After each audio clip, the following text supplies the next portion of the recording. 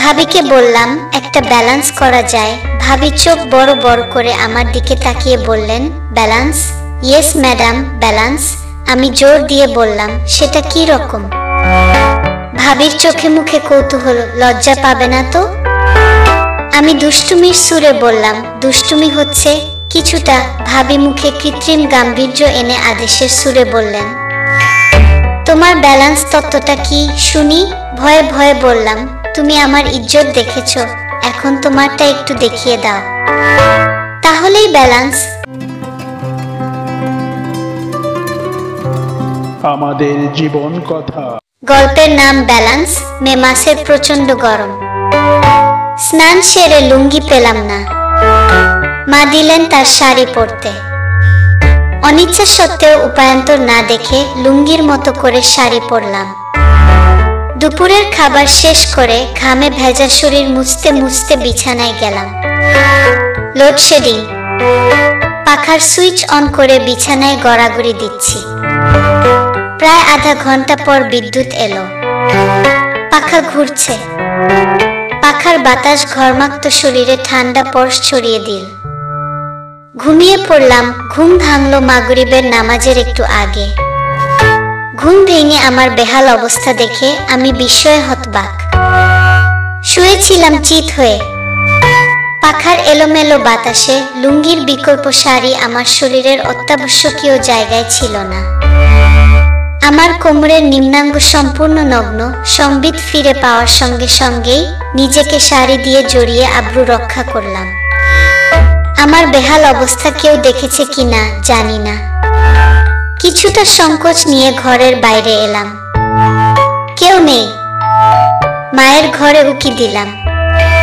মাগরিবের নামাজের জন্য মা প্রস্তুতি নিচ্ছেন। চাপ খুলে হাত মুখ ধুয়ে ফ্রেশ হয়ে লুঙ্গি পরলাম। সপ্তাহখানেক পার হয়েছে। ভুলে গেছি সেদিনের ঘটনা। যতদূর মনে পড়ে বুধবার দুপুর।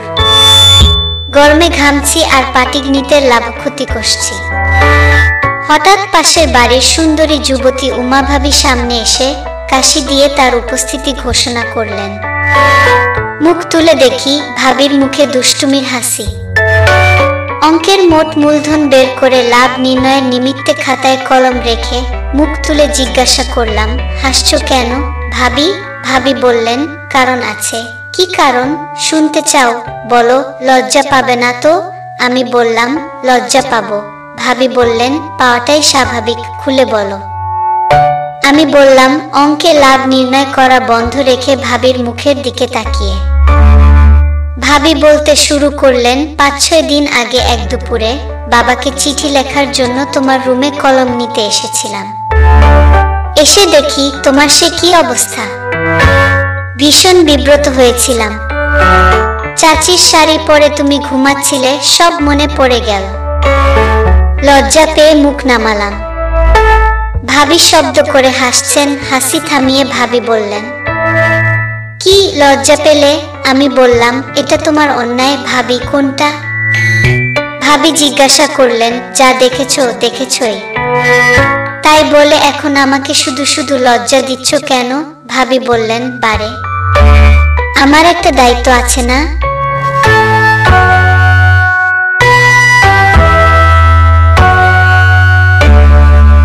দায়িত্ব? আমি অবাক হলাম। হ্যাঁ, দায়িত্ব।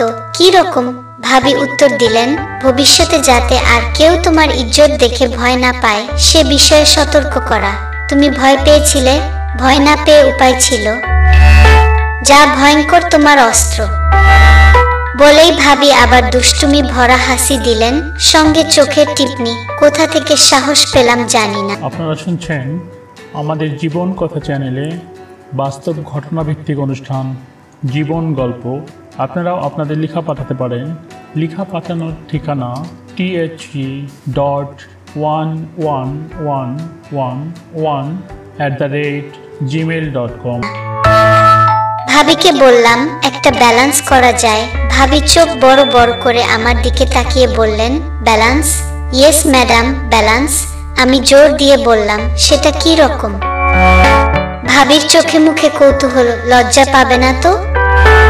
আমি দুষ্টুমির সুরে বললাম, দুষ্টুমি হচ্ছে কিছুটা ভাবি মুখে কৃত্রিম গাম্ভীর্য এনে আদেশের সুরে বললেন, তোমার ব্যালেন্স তত্ত্বটা কি শুনি? ভয়ে ভয়ে বললাম, তুমি আমার ইজ্জত দেখেছো, এখন তোমারটা একটু দেখিয়ে দাও। তাহলেই ব্যালেন্স? অসভ্য কোথাকার, বলে আমাকে মারার উদ্দেশ্যে ভাবি চড় ওঠালেন। আমি মুখ বাড়িয়ে দিলাম। তিনি আমার বাম গালে আলতো করে একটা চড় মারলেন। মুখ তুলে তাকালাম ভাবির দিকে।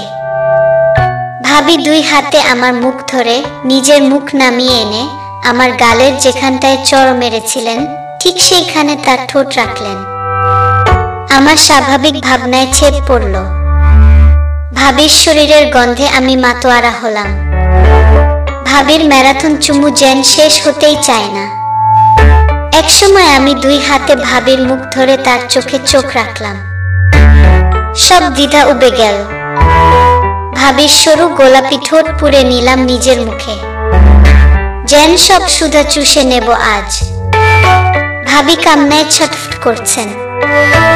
এর মধ্যেই আমার হাত চলে গেছে ভাবির বুকে, তার টুইন টাওয়ারে। একসময় ভাবি তার শরীরের সব ভার আমার উপর ছেড়ে দিয়ে নিজে ভারমুক্ত হলেন। আর তর সইল না। দুজনে এলিয়ে পড়লাম বিছানায়। শুরু হলো ব্যালেন্স করা। বেলাল খান, সগুরা, রাজশাহী থেকে। গল্পের নাম ব্যালেন্স। মে মাসের প্রচন্ড গরম। স্নান সেরে লুঙ্গি পেলাম না। মা দিলেন তার শাড়ি পরতে। অনিচ্ছা সত্ত্বেও উপায়ান্তর না দেখে লুঙ্গির মতো করে শাড়ি পরলাম। দুপুরের খাবার শেষ করে ঘামে ভেজা শরীর মুছতে মুছতে বিছানায় গেলাম। লোডশেডিং। পাখার সুইচ অন করে বিছানায় গড়াগড়ি দিচ্ছি। প্রায় আধা ঘন্টা পর বিদ্যুৎ এলো। পাখা ঘুরছে। পাখার বাতাস ঘর্মাক্ত শরীরে ঠান্ডা পরশ ছড়িয়ে দিল।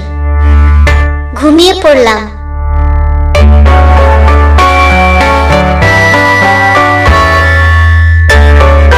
ঘুম ভাঙল মাগরিবের নামাজের একটু আগে। ঘুম ভেঙে আমার বেহাল অবস্থা দেখে আমি বিস্ময়ে হতবাক। শুয়েছিলাম চিত হয়ে। পাখার এলোমেলো বাতাসে লুঙ্গির বিকল্প শাড়ি আমার শরীরের অত্যাবশ্যকীয় জায়গায় ছিল না। আমার কোমরের নিম্নাঙ্গ সম্পূর্ণ নগ্ন।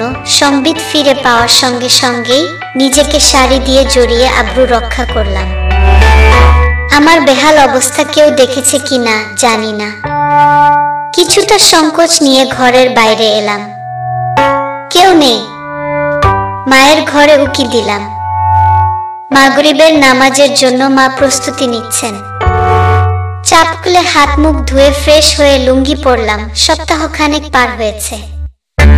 ভুলে গেছি সেদিনের ঘটনা। যতদূর মনে পড়ে বুধবার দুপুর। গরমে ঘামছি আর পাটিগণিতের লাভক্ষতি কষছি। হঠাৎ পাশের বাড়ির সুন্দরী যুবতী উমা ভাবি সামনে এসে কাশি দিয়ে তার উপস্থিতি ঘোষণা করলেন। আপনারা শুনছেন আমাদের জীবন কথা চ্যানেলে বাস্তব ঘটনাভিত্তিক অনুষ্ঠান জীবন গল্প। আপনারাও আপনাদের লেখা পাঠাতে পারেন। লেখা পাঠানোর ঠিকানা the.1111@gmail.com। মুখ তুলে দেখি ভাবির মুখে দুষ্টুমির হাসি। অঙ্কের মোট মূলধন বের করে লাভ নির্ণয়ের নিমিত্তে খাতায় কলম রেখে মুখ তুলে জিজ্ঞাসা করলাম, হাসছো কেন? ভাবি বললেন, কারণ আছে। কি কারণ শুনতে চাও? বলো। লজ্জা পাবে না তো? আমি বললাম, লজ্জা পাবো। ভাবি বললেন, পাওয়াটাই স্বাভাবিক, খুলে বলো। আমি বললাম, অঙ্কে লাভ নির্ণয় করা বন্ধ রেখে ভাবির মুখের দিকে তাকিয়ে ভাবি বলতে শুরু করলেন, 5-6 দিন আগে এক দুপুরে বাবাকে চিঠি লেখার জন্য তোমার রুমে কলম নিতে এসেছিলাম। এসে দেখি তোমার সে কি অবস্থা। ভীষণ বিব্রত হয়েছিলাম। চাচির শাড়ি পরে তুমি ঘুমাচ্ছিলে, সব মনে পড়ে গেল। লজ্জা পেয়ে মুখ নামালাম। ভাবি শব্দ করে হাসছেন। হাসি থামিয়ে ভাবি বললেন, কি লজ্জা পেলে? আমি বললাম, এটা তোমার অন্যায়। ভাবি, কোনটা? ভাবি জিজ্ঞাসা করলেন, যা দেখেছই। তাই বলে এখন আমাকে শুধু শুধু লজ্জা দিচ্ছ কেন? ভাবি বললেন, বারে আমার একটা দায়িত্ব আছে না? দায়িত্ব? আমি অবাক হলাম। হ্যাঁ, দায়িত্ব। কি রকম? ভাবি উত্তর দিলেন, ভবিষ্যতে যাতে আর কেউ তোমার ইজ্জত দেখে ভয় না পায় সে বিষয়ে সতর্ক করা। তুমি ভয় পেয়েছিলে, ভয় না পেয়ে উপায় ছিল। যা ভয়ঙ্কর তোমার অস্ত্র। বলেই ভাবি আবার দুষ্টুমি ভরা হাসি দিলেন, সঙ্গে চোখের টিপনি।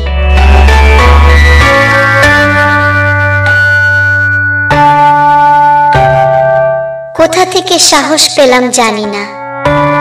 ভাবিকে বললাম একটা ব্যালেন্স করা যায়। ভাবি চোখ বড় বড় করে আমার দিকে তাকিয়ে বললেন, ব্যালেন্স? Yes madam, balance.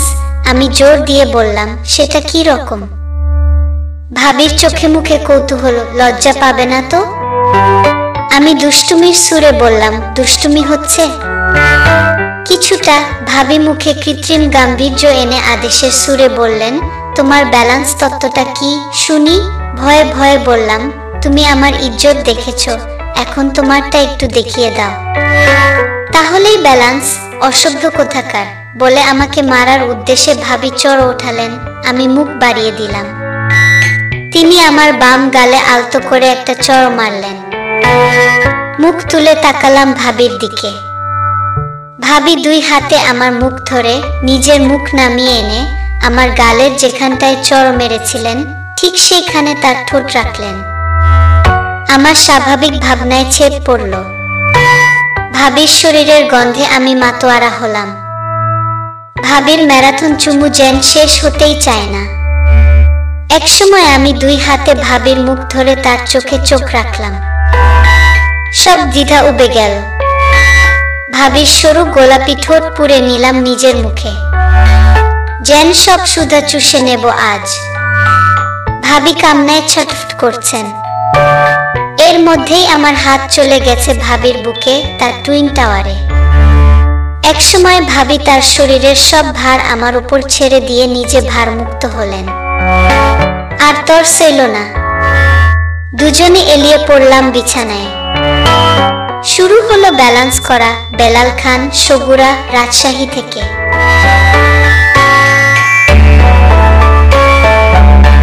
গল্পটি আপনাদের কেমন লাগলো কমেন্ট করে আপনাদের মতামত জানান। আমাদের জীবন কথা চ্যানেলটি সাবস্ক্রাইব করুন এবং বন্ধুদের সাথে ভিডিওটি শেয়ার করুন।